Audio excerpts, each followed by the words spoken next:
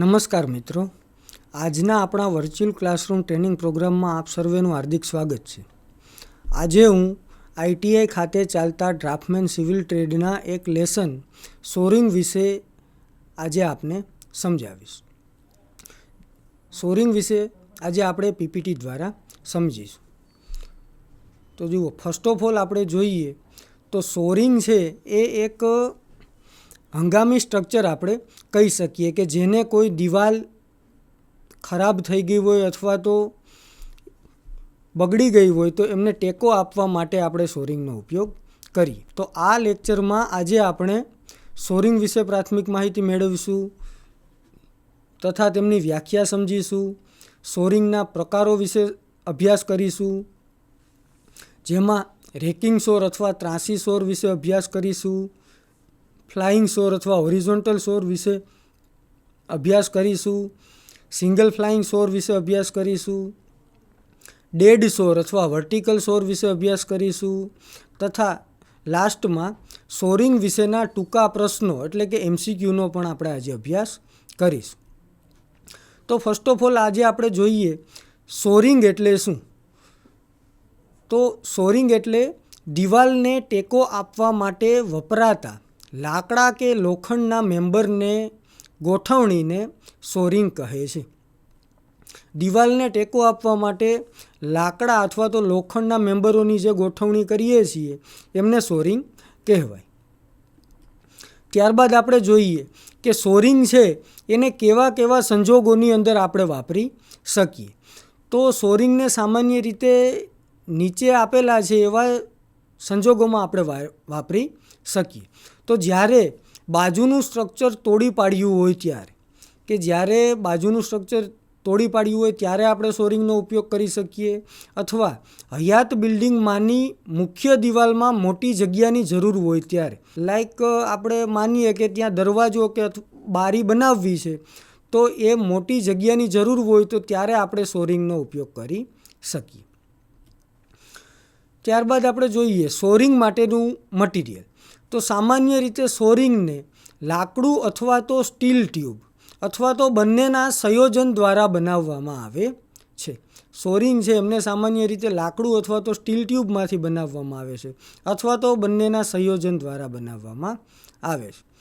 સોરિંગ માટેનો સમયગાળો.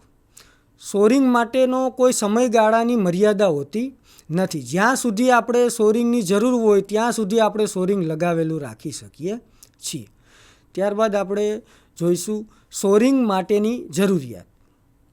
તો સામાન્ય રીતે આપણે સોરિંગ બનાવીએ ત્યારે સોરિંગ ઉપર આવતા ભારની અલગથી ગણતરી કરી અને તે પ્રમાણે સોરિંગની ડિઝાઇન કરવી જોઈએ. જ્યારે આપણે સોરિંગ બનાવીએ તો સોરિંગ ઉપર કેટલો લોડ આવશે, કેટલો ભાર આવશે એની અલગથી ગણતરી કરી અને પછી સોરિંગ બનાવવી જોઈએ. સોરિંગ માટેની મંજૂરી. કે સામાન્ય રીતે આપણે સોરિંગ કોઈપણ જગ્યાએ એસ્ટાબ્લિશ કરીએ છીએ તો એમના માટેની મંજૂરી પ્રવર્તમાન સત્તા તથા નિયમન મુજબ લેવી જોઈએ તથા એ પ્રમાણે સોરિંગ છે એમનું આખું ચણતર કામ કરવું જોઈએ.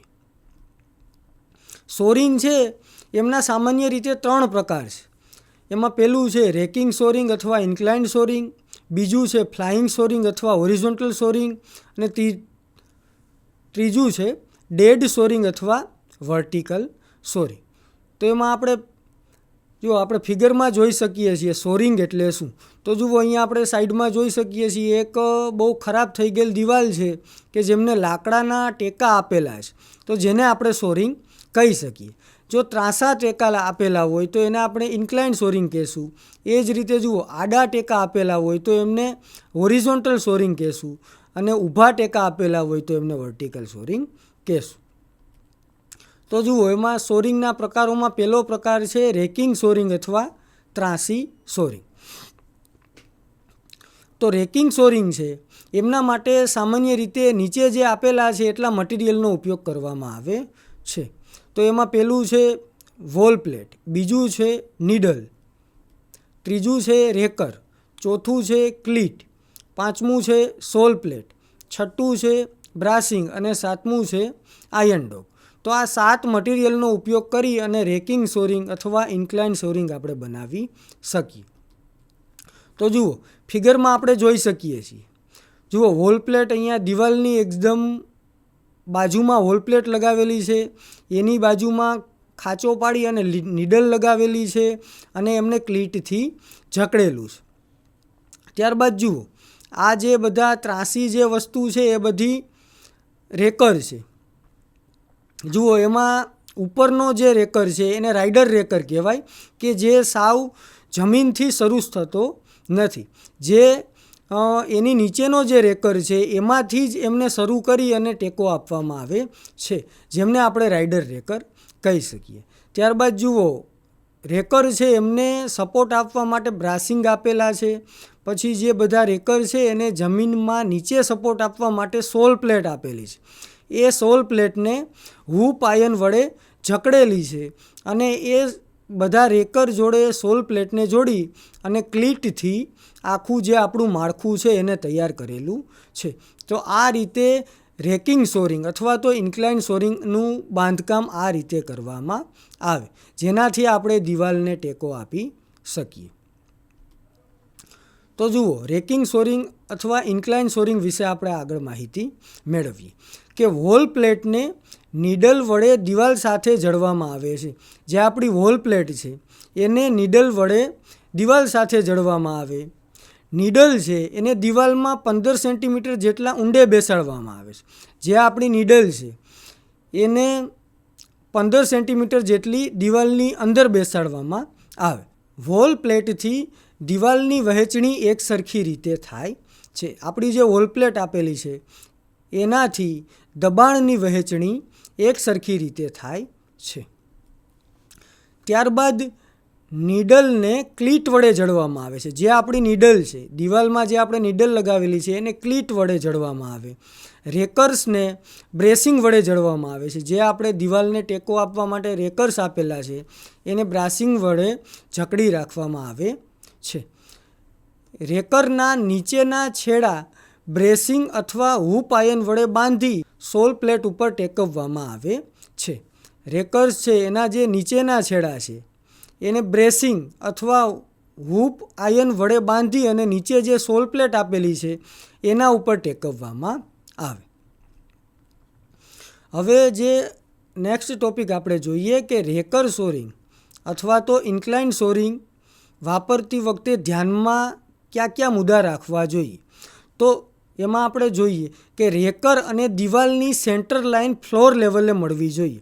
કે જે આપણું રેકર છે અને આપણી દિવાલ છે એમની જે સેન્ટર લાઇન છે એ એકદમ ફ્લોર લેવલે મળવી જોઈએ.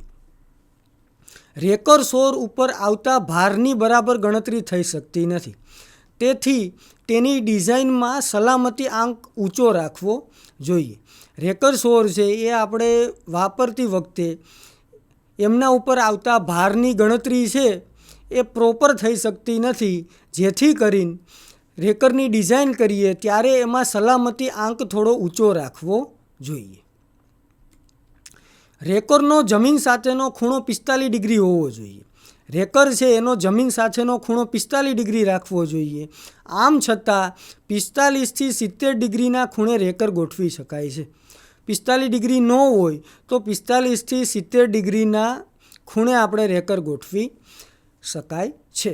સૌથી ઉપરના રેકરનો ખૂણો 70 ડિગ્રીથી વધારે ન હોવો જોઈએ. સૌથી ઉપરનું જે રેકર હોય એનો જે ખૂણો છે એ 70 ડિગ્રીથી વધારે હોવો જોઈએ નહીં. સૌથી ઉપરના રેકરની લંબાઈ ઘટાડવા રાઇડર રેકર વપરાય છે. મેં તમને કીધું એમ સૌથી ઉપરનું જે રેકર છે એમને જમીનથી સ્ટાર્ટ ન કરતા એમની નીચેનું જે રેકર છે એમના અધવચ્ચેથી લંબાવી અને સૌથી ઉપરનું રેકર સ્ટાર્ટ કરવામાં આવે છે, જેને રાઇડર રેકર કહેવાય છે.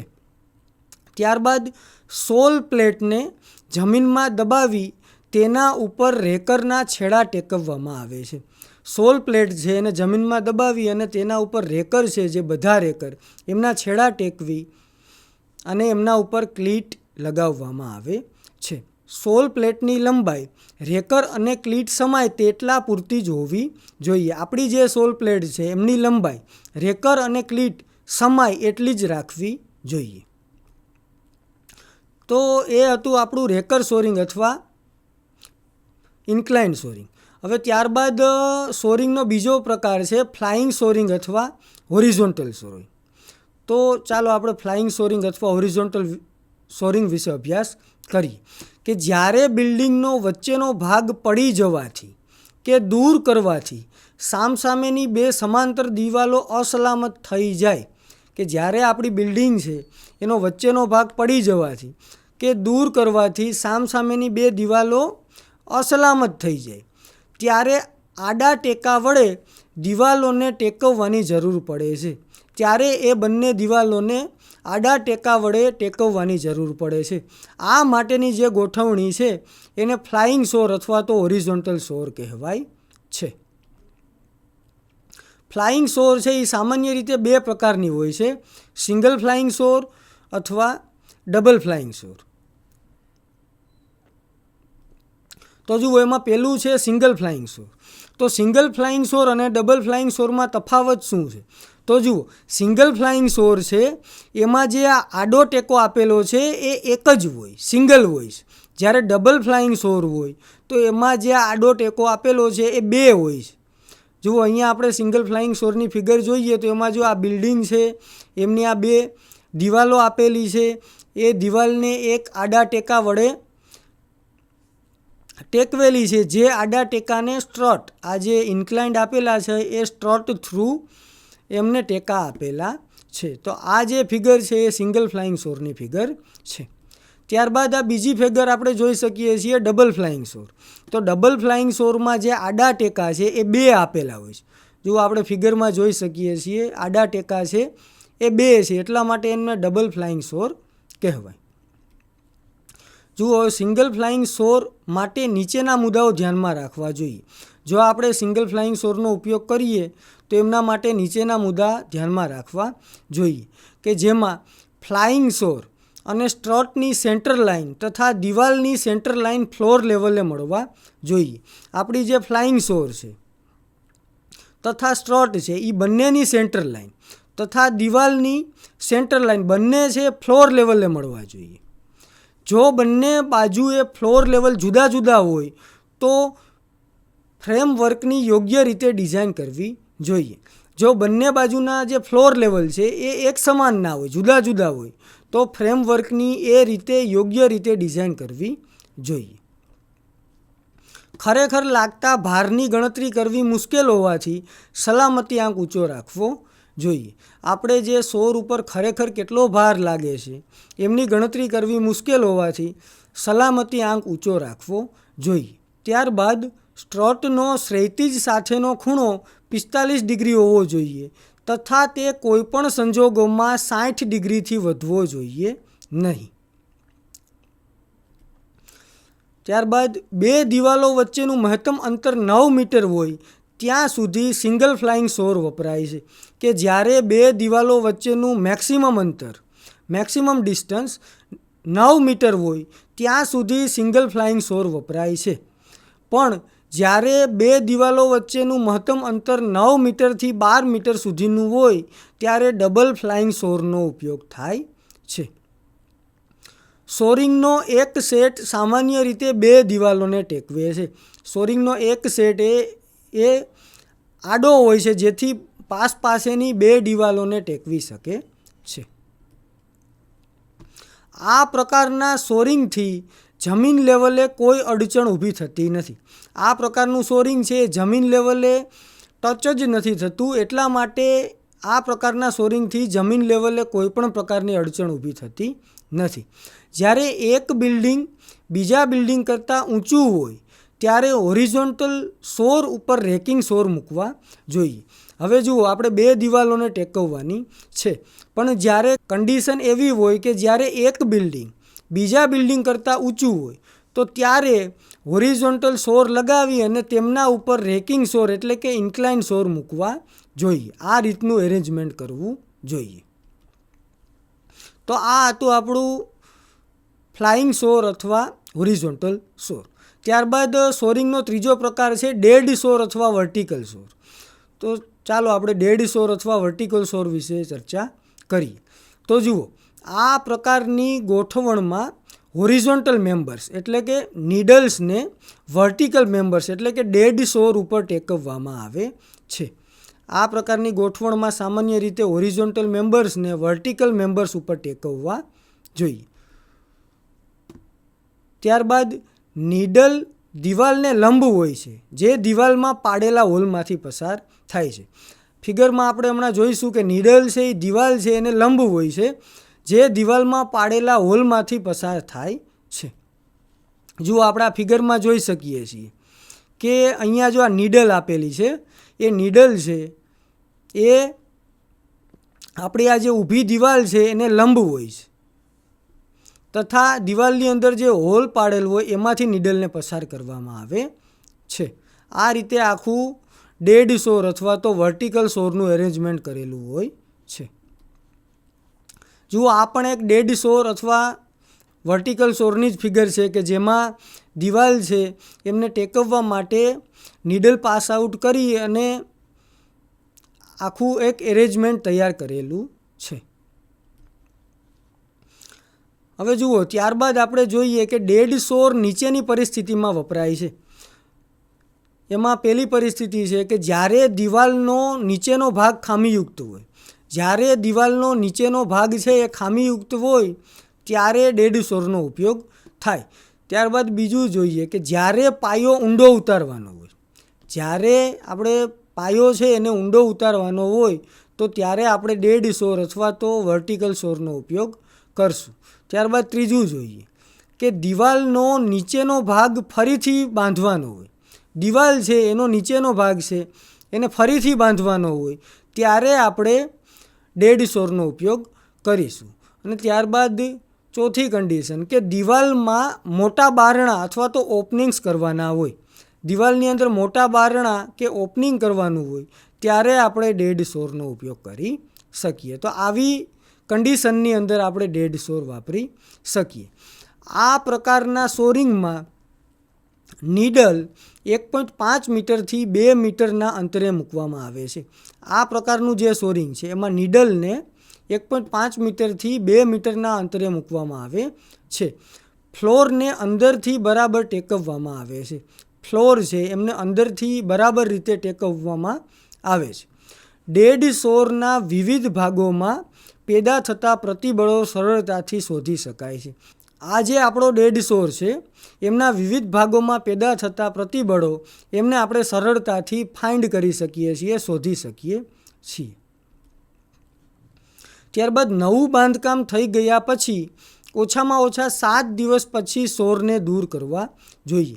કે જ્યારે આપણે ડેડ સોરનો ઉપયોગ કરીએ તો ત્યારે નવું બાંધકામ થઈ ગયા પછી ઓછામાં ઓછા 7 દિવસ પછી સોરને દૂર કરવા જોઈએ. ત્યારબાદ આપણે સોરિંગ વિશેના ટૂંકા પ્રશ્નો એટલે કે MCQનો અભ્યાસ કરીશું. તો જુઓ, અહીંયા આપણે જોઈએ ક્વેશ્ચન નંબર 1 કે બે દિવાલ વચ્ચે મહત્તમ અંતર 9 મીટર હોય ત્યારે કયો સોર વપરાય છે. તો આપણે હમણાં જોયું કે બે દિવાલ વચ્ચે મહત્તમ અંતર 9 મીટર હોય તો ત્યાં સિંગલ ફ્લાઇંગ સોર વપરાય. બે દિવાલ વચ્ચેનું મહત્તમ અંતર 9 મીટરથી 12 મીટર હોય તો ત્યાં ડબલ ફ્લાઇંગ સોર વપરાય. તો જુઓ, અહીંયા 9 મીટરની વાત છે એટલા માટે ઓપ્શન નંબર એ સિંગલ ફ્લાઇંગ સોર જે આપણો સાચો જવાબ થશે. ત્યારબાદ નેક્સ્ટ ક્વેશ્ચન કે આ પ્રકારના સોરિંગમાં સોરિંગનો એક સેટ બે દિવાલોને ટેકવે છે. કે આ પ્રકારના સોરિંગમાં સોરિંગનો એક સેટ બે દિવાલોને ટેકવે છે. તો આપણને ખબર છે હોરિઝોન્ટલ સોરિંગ અથવા ફ્લાઇંગ સોરિંગ કે જે આડું સોરિંગ છે એ પાસેની બે દિવાલોને ટેકવે છે. તો જુઓ, અહીંયા ઓપ્શન નંબર બી ફ્લાઇંગ સોરિંગ અથવા હોરિઝોન્ટલ સોરિંગ જે આપણો સાચો જવાબ થશે. ત્યારબાદ નેક્સ્ટ ક્વેશ્ચન રેકર સોરમાં સૌથી ઉપરના રેકરનો ખૂણો કેટલા ડિગ્રીથી વધારે ના હોવો જોઈએ. ઉપરનો જે રેકર છે એમનો ખૂણો કેટલા ડિગ્રીથી વધારે ના હોવો જોઈએ. તો આપણને ખબર છે કે રેકર સોરિંગમાં રેકરનો સૌથી ઉપરનો જે છે ખૂણો એ 70 ડિગ્રીથી વધારે હોવો જોઈએ નહીં. તો ઓપ્શન નંબર ડી 70 ડિગ્રી જે આપણો સાચો જવાબ થશે. ત્યારબાદ નેક્સ્ટ ક્વેશ્ચન દિવાલને ટેકો આપવા માટે વપરાતા લાકડા કે લોખંડના મેમ્બરોની ગોઠવણને શું કહે છે? તો આપણને ખબર છે, આપણે સોરિંગની ડેફિનેશનમાં જોયું કે દિવાલને ટેકો આપવા માટે વપરાતા લાકડા કે લોખંડના મેમ્બરોની ગોઠવણને આપણે સોરિંગ કહીએ. તો અહીંયા જુઓ ઓપ્શન નંબર સી સોરિંગ જે આપણો સાચો જવાબ થશે. ત્યારબાદ નેક્સ્ટ ક્વેશ્ચન, રેકિંગ સોર અથવા ત્રાસી સોર માટે વપરાતા મટીરિયલ્સમાં નીચેનામાંથી કયા મટીરિયલનો સમાવેશ થાય છે? તો આપણે જોયું હતું રેકિંગ સોર અથવા ત્રાસા સોરની અંદર આપણે વોલ પ્લેટ, નીડલ, ક્લીટ આ બધા મટીરિયલનો ઉપયોગ કર્યો હતો. એટલે આ બધા મટીરિયલ છે એ રેકિંગ સોર અથવા ત્રાસા સોરની અંદર ઇન્ક્લુડ થાય છે. એટલે આપણો સાચો જવાબ થશે ઓપ્શન નંબર ડી ઉપરના પૈકી બધા. તો આજના લેક્ચરમાં આપણે સોરિંગ વિશે પ્રાથમિક માહિતી મેળવી તથા તેમની વ્યાખ્યા સમજી, સોરિંગના પ્રકારો વિશે અભ્યાસ કર્યો તથા સોરિંગ વિશેના ટૂંકા પ્રશ્નો એટલે કે MCQનો અભ્યાસ કર્યો. તો અહીંયા આજનું આપણું લેસન સોરિંગ પૂરું થાય છે. આભાર.